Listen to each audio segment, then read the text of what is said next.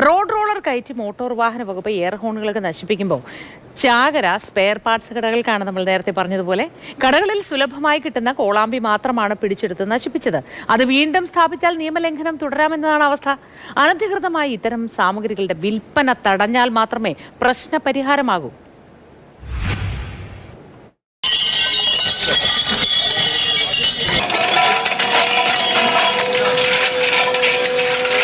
Air ഹോണിന്റെ ഈ കാണുന്ന pipe road roller കയറ്റി തകർത്തത് കൊണ്ട് മാത്രം കാര്യമുണ്ടോ? ഇല്ല. സാധാരണ ഒരു ആക്രിക്കടയിൽ പോയാൽ 15 രൂപയ്ക്കോ 20 രൂപയ്ക്കോ ഇത് കിട്ടും. പുതിയത് വാങ്ങണമെങ്കിൽ പോലും 45 50 രൂപ കൊടുത്താൽ മതി. നമുക്ക് അവിടെ എയർ ഹോണിന്റെ പൈപ്പ് ഉണ്ടോ? എയർ ഹോൺ ഉണ്ടോ? എത്ര രൂപ വരുന്നേ? ഒരു 6 എണ്ണം സാമ്പിള് കൊണ്ടുവരാം. മിക്ക സ്പെയർ പാർട്സ് കടകളിലും എയർ ഹോൺ കിട്ടാനുണ്ട്. സംസ്ഥാന വ്യാപകമായി നടന്ന പരിശോധനയിൽ എയർ ഹോണിന്റെ കോളാമ്പി മാത്രമാണ് പിടിച്ചെടുത്ത് നശിപ്പിച്ചത്. സർക്യൂട്ട് സിസ്റ്റം മുഴുവൻ വാഹനത്തിലുണ്ട്. അത് പെട്ടെന്ന് ഇളക്കി മാറ്റാൻ കഴിയില്ല. എയർ ഹോണുകൾ പ്രവർത്തിപ്പിക്കുന്നതും വളരെ ട്രിക്കി ആയിട്ടുള്ള ചില കണക്ഷനുകളിലൂടെയാണ്.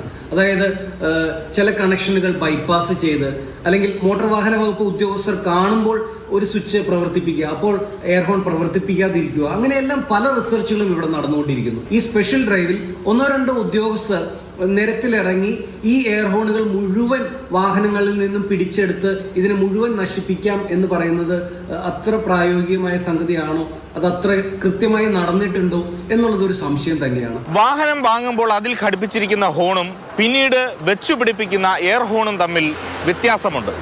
കേൾക്കാം. കാതടപ്പിക്കുന്ന ഹോൺ, ശബ്ദം കുറഞ്ഞ ഹോൺ, അങ്ങനെ ഒരു സ്വിച്ച് മാറ്റിയാൽ രണ്ടും ഉപയോഗിക്കാവുന്ന രീതിയിലാണ് മാറ്റം വരുത്തുന്നത്. വലിയ സ്പീക്കർ വരെ ഹോണിന് പകരം ഉപയോഗിക്കുന്ന ബസ്സുകളുമുണ്ട്. എയർ ഹോൺ കുറ്റകരമാണ് എന്ന കാര്യത്തിൽ സംശയമില്ല.